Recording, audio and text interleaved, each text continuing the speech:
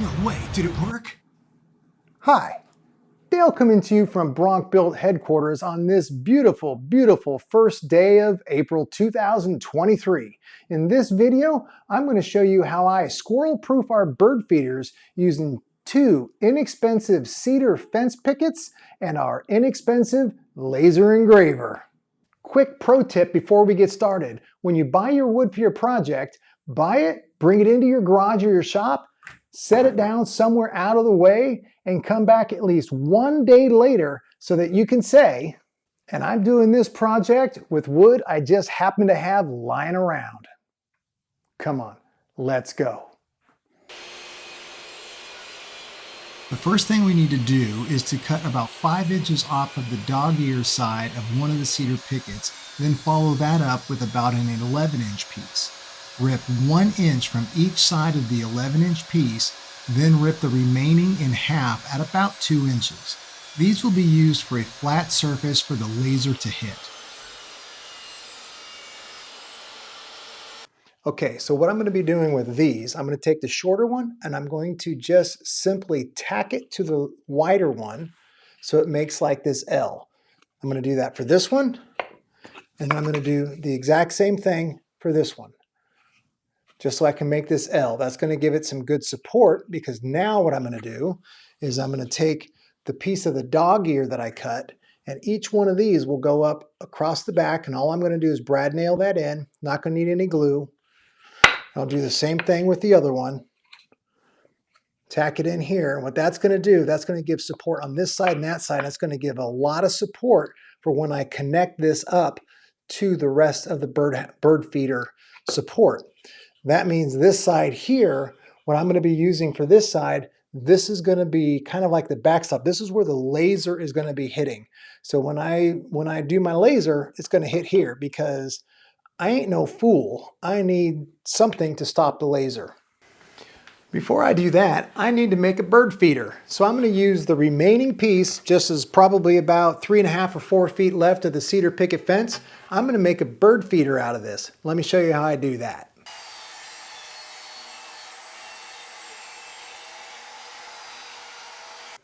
So from the remaining fence picket, I went ahead and I ripped 2 pieces at 1.5 inches. These really need to be about as close to 1.5 inches as you need. And then that leaves the last piece, which is just a little over 2 inches, probably 2 and maybe 1/16 of an inch over. And it doesn't have to be exactly, so anywhere between 2, 2 1/4 would actually work fine. But the 1.5s, try to get those as close as possible, because you don't want to end up looking foolish. Now take those 3 strips and cut a bunch of 5-inch pieces from them. You'll need every one of those pieces you can get, so make sure you don't lose any. As well, keep the small leftover piece, as you'll need those as well. Oneida sent me this cyclone kit, and wow, does it ever work well. And for all of you that say, well, I don't have all that fancy power tools, I'm going to make the last couple cuts with this Japanese pole saw that Chris from Cowdog Woodworking graciously gave it to me. He also gave me some tips on how to make the cut.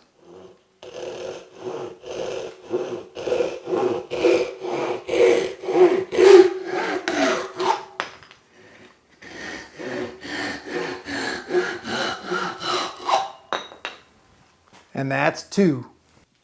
Once you're done making all those cuts, you should end up with 18 pieces that are 1.5 inch by 5 inches, and you should have 9 of these 2 inches, 2 1/4 or less, between 2 and 2 1/4 and 5 inches long. You should have 9 of those. You should have 1 2-inch left over, and you should have 2 of these 1.5 inch left over. These little nubs are important. These are what's going to hold the whole thing together. These 2 and this one. And the last piece that you have, if you remember me cutting it from the beginning, is this one piece, which will act kind of like as the base for the bird feeder, and it's about 5 1/4 by 5 1/2. Well, once April hits, the weather starts getting warmer, and it must have fried my brain a little bit, because I feel really, really foolish, because When I assembled the bird feeder, I forgot to hit record. But I think if you look here, if you remember what the pieces were, you're going to see that they really only go together one way. It should be super easy for you to figure out how they go together. And when you're done, it's going to come out and it's going to look like this. So I think you can tell it goes together super easy, only goes together one way. You really can't mess it up. This is what the end piece is going to look like after you assemble all 18 of the 1.5, as well as 9 of the 2-inch pieces. And don't forget those little short pieces. We are dealing with lasers and they can be dangerous. I have one of those super cheap laser engravers that I bought for under $200 a couple of years ago. This is the type you have to manually focus with a knob and not one of those much nicer and easier fixed focus type where you simply raise and lower the laser head to focus. With that, it does an okay job, so I'm burning in a warning just to be on the safe side. Even though this is a cheapo laser engraver, it still does a pretty good job, as you can see here from some of the other things I've done. It does great on coasters. Heck, you can even use the laser on pie. Pie.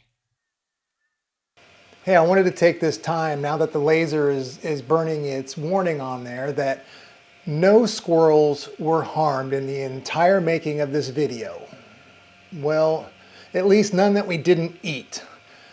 So, I know that many of you have watched the Mark Rober videos where he sets up these super elaborate obstacle courses and puzzles for the squirrels to try and figure out.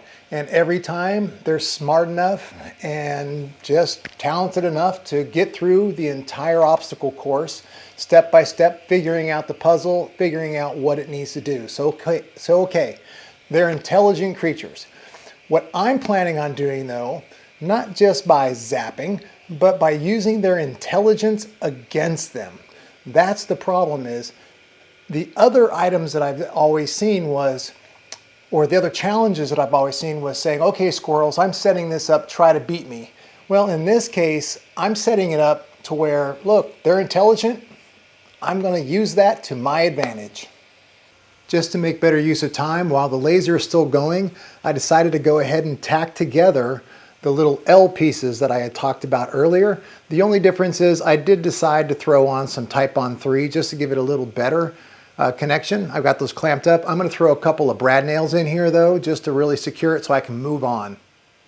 All this other wood that's in here, this is a project that Eric and I are doing it. So yep, Eric is back in the garage and we're working on that. We're just kind of sharing the workbench for right now.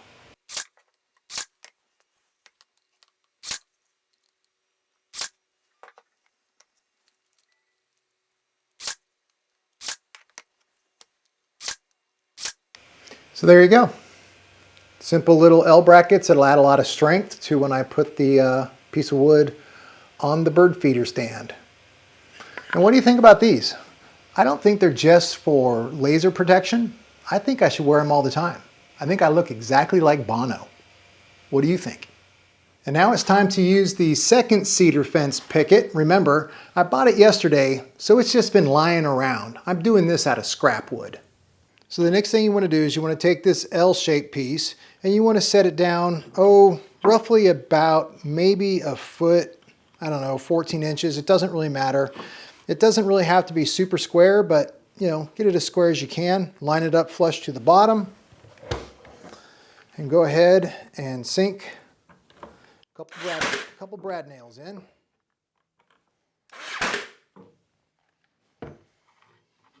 We're going to turn it over and we're going to do the same thing on the other side.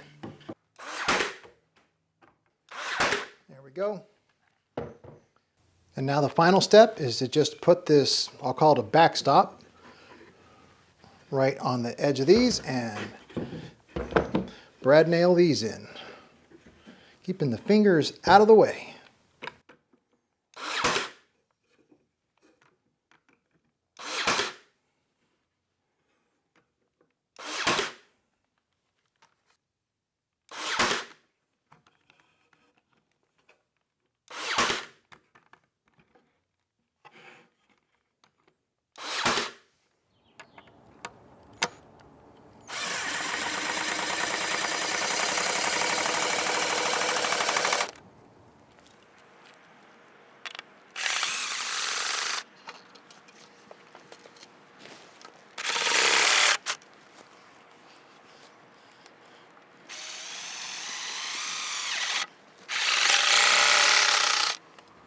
Notice I'm using my magnetic wristband. I did this on 10 tools under $10.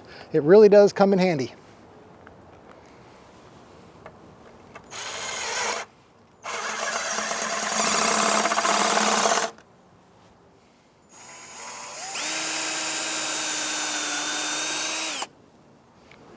This stuff's supposed to be like candy to squirrels, so I'm going to use this instead of my bird seed with bird feeder.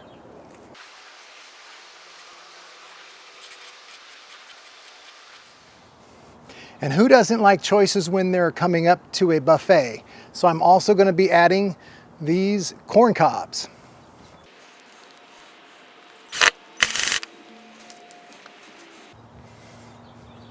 And a second one. I don't think there's a squirrel around that can resist that.